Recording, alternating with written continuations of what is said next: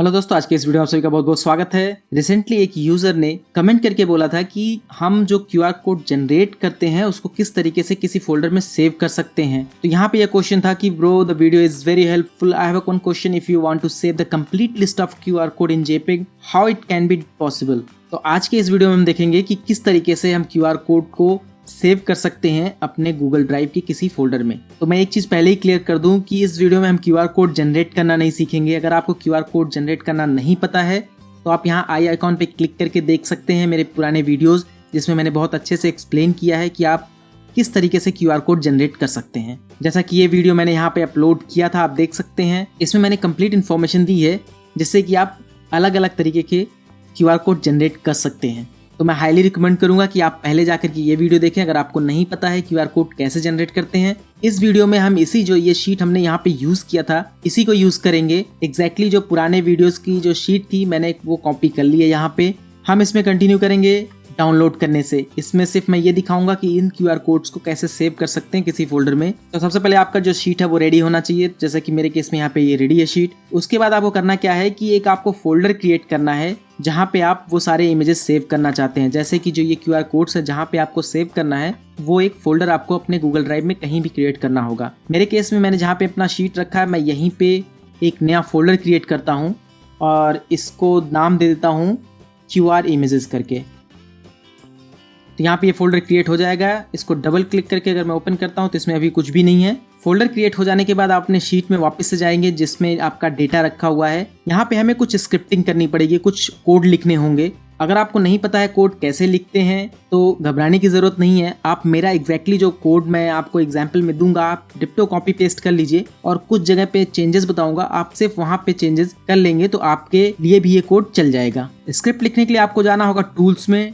Tools के अंदर आपको मिलेगा स्क्रिप्ट एडिटर, इस पे क्लिक करेंगे तो इस तरीके से आपका जो है एडिटर ओपन हो जाएगा। यहाँ पे मैं इसको थोड़ा सा बड़ा कर लेता हूँ। तो यहाँ पे आप देखेंगे एक डिफॉल्ट ब्लैंक फंक्शन है माई फंक्शन करके। तो मैंने जो कोड है वो पहले ही लिख के रखा हुआ है, तो मैं आपको वो कोड दिखा देता हूँ एक बार। तो ये है वो कोड, माई फंक्शन ही नाम से मैं अभी क्रिएट कर रहा हूँ। फिलहाल आप कुछ भी नाम देख सकते हैं फंक्शन का। इसमें मैंने प्रॉपरली कमेंट कर दिया है हर लाइन को, जिससे कि आपको आसानी हो चेंज करने के लिए। तो चलिए सबसे पहले इस फंक्शन को कॉपी कर लेते हैं। तो इसको सेलेक्ट ऑल करके कंट्रोल या कमांड ए से सेलेक्ट ऑल करेंगे, कंट्रोल सी या कमांड सी से कॉपी करेंगे, डिपेंड करता है कि आप विंडोज या मैक पे हैं। उसके बाद आएंगे अपने स्क्रिप्ट वाले में और इसको वापस से सब कुछ डिलीट करके यहाँ से हम यहाँ पे कमांड वी या कंट्रोल वी से इसको पेस्ट कर देंगे। अब मैं इस फंक्शन को स्टार्ट से एक्सप्लेन करता हूँ कि इसमें क्या हो रहा है। यहाँ पे फंक्शन नेम जो मैंने दिया है माई फंक्शन है, आप इसको कुछ भी दे सकते हैं नाम। फिलहाल के लिए हम इसको माई फंक्शन ही रखते हैं। उसके बाद आपको देना होगा शीट नेम। शीट नेम आपको कहाँ से मिलेगा, जो हमने जो शीट प्रिपेयर किया है ये यहाँ पे जो ये नाम होता है शीट 1 जैसे, तो ये कॉपी कर लेंगे। अगर आपने कोई और नाम दिया हुआ वो नाम हम यूज करेंगे, तो हमें बेसिकली शीट नेम ही यूज करना होगा। तो यहाँ पे मैं शीट 1 कॉपी पेस्ट कर देता हूँ। उसके बाद आप सेकंड वेरिएबल देखेंगे तो फोल्डर आईडी है। तो फोल्डर आईडी में अभी हमने थोड़ी देर पहले एक फोल्डर क्रिएट किया है जो कि हमारा ये क्यूआर इमेजेस करके है, क्यूआर कोड डाउनलोड के अंदर। तो इस फोल्डर की आईडी कॉपी करनी होगी। तो आईडी आपको कहाँ मिलेगा, अगर आप जैसे इस तरीके से आपका फोल्डर है, जब आप इसको ओपन करते हैं डबल क्लिक करके, उसके बाद अगर आप एड्रेस बार में देखेंगे तो यहाँ फोल्डर्स और उसके बाद कुछ लंबा सा स्ट्रिंग है जो कि अल्फा न्यूमेरिक है। तो ये आपका जो है फोल्डर आईडी है। इसको कॉपी कर लेंगे सेलेक्ट करके और यहाँ पे ला करके पेस्ट कर देंगे। इसके अलावा आपको नीचे कुछ ज़्यादा चेंजेस करने की ज़रूरत नहीं है। एक जगह और आपको चेंज करना पड़ेगा, मैं नीचे आपको बताता हूँ। तो यहाँ पे क्या हो रहा है कि हम जो हमारा गूगल शीट है उसका एक ऑब्जेक्ट क्रिएट कर रहे हैं GSS नाम से। उसके बाद जो हमें शीट सेलेक्ट करनी है उसका नाम यहाँ प्रोवाइड कर रहे हैं, जिससे कि हम शीट का जो डेटा है, जो शीट है वो हमें मिल जाएगा। उसके बाद हमें उस शीट में से एक प्रॉपर रेंज से वैल्यूज सेलेक्ट करनी है। तो sheet dot gate range function use करते हैं, जिससे कि हमें जो वैल्यू चाहिए सिर्फ उतनी वैल्यू उसमें से निकल के आ जाए। एक चीज और ध्यान देंगे, मैंने यहाँ पे कुछ लिंक्स रखा है। तो ये गूगल डेवलपर्स का लिंक है जहाँ पे आप जाकर के इस फंक्शंस के बारे में डिटेल जान सकते हैं। तो हम यहाँ थे गेट रेंज फंक्शन पे। यहाँ पे पहला जो पैरामीटर है वो आपका रो नंबर है, दूसरा जो पैरामीटर है आपका वो कॉलम नंबर है। इसी तरीके से आपका नंबर ऑफ रोज है और नंबर ऑफ कॉलम्स है और उनकी वैल्यूज को गेट कर रहे हैं। तो यहाँ पे 2 लिया है हमने, इसका मतलब कि हमको फर्स्ट वाला रो जो है वो इग्नोर करना है, हमको सेकेंड रो से स्टार्ट करना है और हमें थर्ड कॉलम सेलेक्ट करना है। तो सेकेंड रो से स्टार्ट करना है और हमें जो थर्ड वाला कॉलम है इसको लेना है, जो हमें ये URL है इसकी वैल्यू हमको चाहिए। तो जो हम क्यूआर कोड डाउनलोड करने जा रहे हैं उसमें हम इसका यूज नहीं करेंगे। हमने जिस URL से इस क्यूआर कोड को जनरेट किया था हम उस URL का सीधा सीधा यूज करेंगे अपने फंक्शन में। तो ये URL आपके पास होना चाहिए डाउनलोड करने के लिए QR कोड।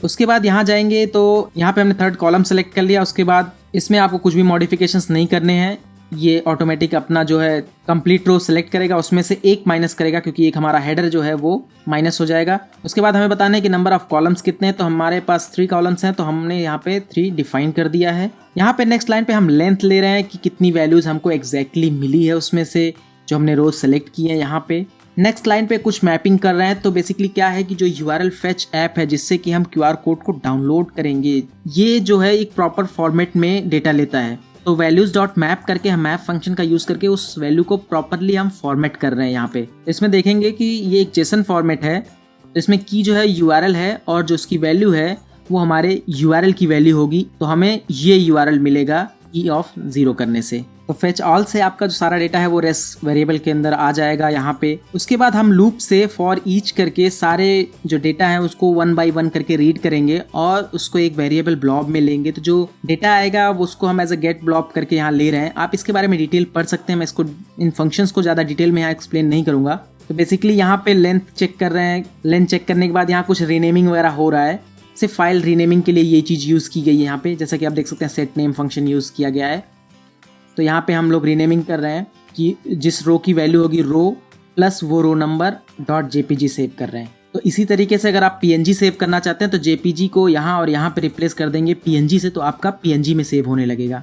उसके बाद लास्ट में हमें जो डेटा मिल रहा है इस ब्लॉब वेरिएबल में उसको हम ड्राइव में सेव कर देंगे। तो इस तरीके से आपका ये फंक्शन वर्क करेगा। अगर आपके शीट में ज़्यादा रोज या कॉलम्स हैं तो आप यहाँ आकर चेंज कर सकते हैं।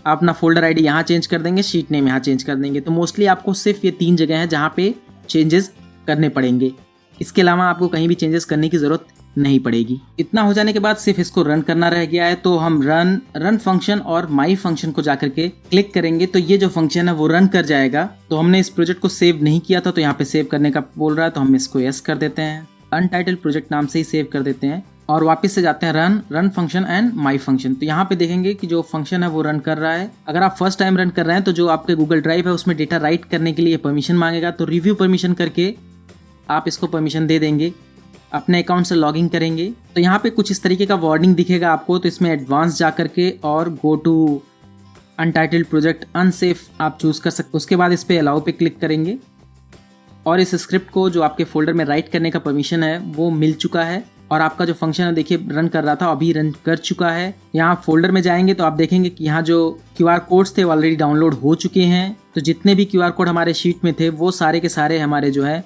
इस पर्टिकुलर फोल्डर में डाउनलोड हो चुके हैं। तो आपने देखा कितना आसान है सारे QR कोड्स डाउनलोड करना, बहुत ईजिली आप ये कर सकते हैं। तो फिलहाल अभी ये स्क्रिप्ट रन करने के लिए हमको बार बार इस स्क्रिप्ट के अंदर आना होगा। चलिए इसके लिए हम शीट में एक बटन लगाते हैं जिस पे क्लिक करके हम इस फंक्शन को एग्जीक्यूट कर सके। तो हम अपने QR कोड शीट में आएंगे, यहाँ पे जाएंगे इंसर्ट में जाएंगे ड्राइंग्स के अंदर आप आएंगे तो यहाँ पे एक हम बटन डिज़ाइन करते हैं। शेप्स लेंगे और कुछ भी शेप ले सकते हैं, आपकी मर्जी कैसा आप बटन डिज़ाइन करना चाहते हैं। तो मैंने ये बटन ले लिया यहाँ पे और इस तरीके से ले लिया और मैं इसमें थोड़ा सा टेक्स्ट ऐड कर देता हूँ।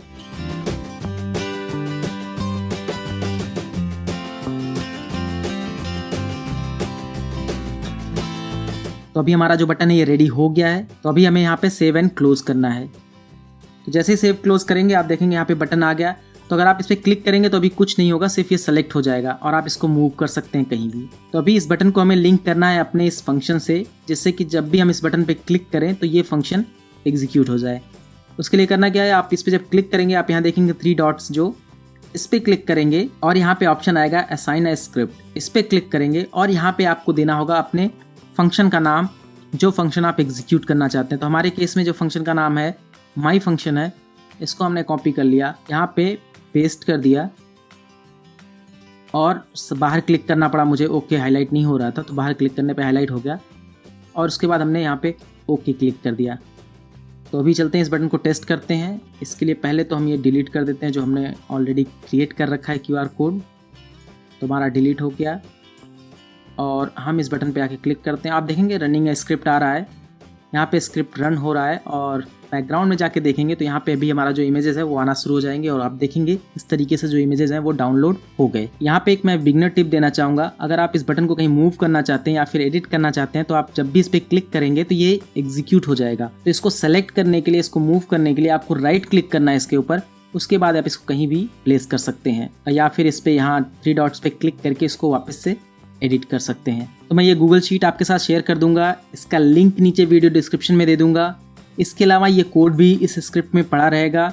इसको यहाँ से क्लोज कर देंगे। आपको ये कोड देखने के लिए टूल्स में आप जाएंगे और स्क्रिप्ट एडिटर में जाएंगे तो आपको वो फंक्शन जो है वो वापस से आपको यहाँ पे दिख जाएगा। इस शीट का लिंक आपको नीचे वीडियो डिस्क्रिप्शन में मैं दे दूंगा, जहां से आप जाकर किसी कॉपी बना सकते हैं, उसके बाद इसको यूज कर सकते हैं। तो आज के इस वीडियो में बस इतना ही। मुझे उम्मीद है कि आपको ये वीडियो पसंद आया होगा। अगर आपको ये वीडियो पसंद आया तो प्लीज इस वीडियो को लाइक कीजिए, शेयर कीजिए और अगर आपने अभी तक हमारा चैनल सब्सक्राइब नहीं किया है तो रेड कलर के इस बटन को दबाकर हमारा चैनल सब्सक्राइब करें और घंटे के इस आइकन को दबाकर नोटिफिकेशन एक्टिवेट करें। धन्यवाद।